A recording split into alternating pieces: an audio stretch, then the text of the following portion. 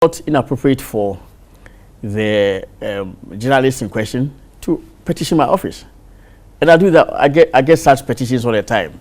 I mean, Erastus, I'll be happy to meet Erastus over this issue for the necessary evidence to be scrutinized or examined together, and of course, I made the necessary conclusions. Being the Attorney General who is able to take action based on what you see on TV, why must Erastus be the one to petition you? Because you are alluding to some evidence, some tape, some production by Joy FM, which I have not seen, with all respect. So the question is, why must it be Erastus petitioning you? Why don't you take the phone? But I said to you, ask him to bring you the evidence he has. I do not. So I say I should call Erastus right now. Why not? I do not even have Erastus' number, with all respect.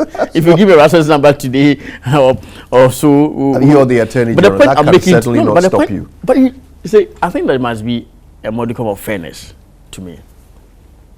In the middle of an interview, you inquire about certain matters that a colleague of yours has raised in a production.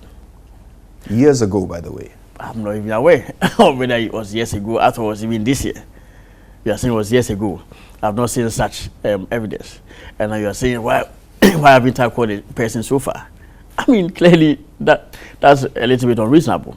And I'm saying that it is not inappropriate for the person, if indeed the person is truly concerned about environmental matters and prosecution of environmental crime, to petition the Office of Attorney General and for us to commission the CID of the Ghana Police Service to undertake the investigations, and they will do that.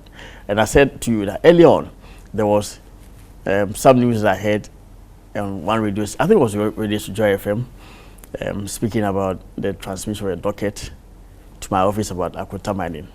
And I found out that there was no such transmission, there was no such docket at all referred to the office. Staying on Galamsey, Erastus recently was kidnapped, assaulted. Really? Yes. I'm assuming from your response that you are not aware of this. Definitely not.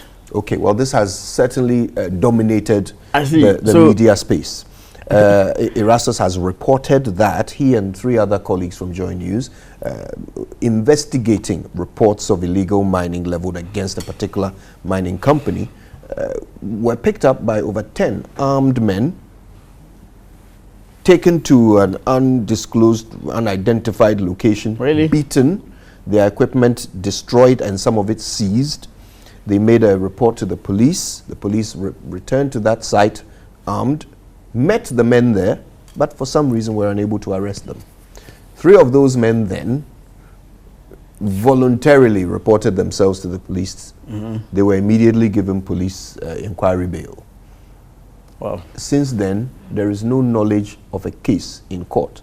Is your office aware of any? Well, I'm not aware. You wouldn't be, since you don't even know that this event occurred. Yes, but that's very unfortunate. I mean, that clearly would be torture, in my view, if indeed a citizen of the country is just taken up from somewhere to an undisclosed location and for such treatment to visit another person. That would constitute torture. I'm surprised that such a thing will happen.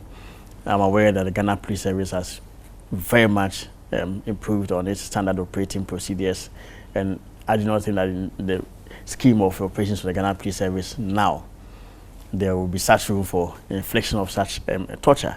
It's something that is news to me. I have not heard about it at all. And again, I would say that the same response I give, that I think such a petition ought to be made to the Attorney General and for us to commission the relevant institutions to investigate.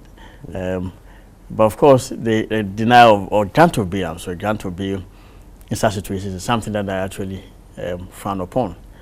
I have actually, again, bemoaned the tendency of the court to grant bail to people engaged in Galamsey offenses.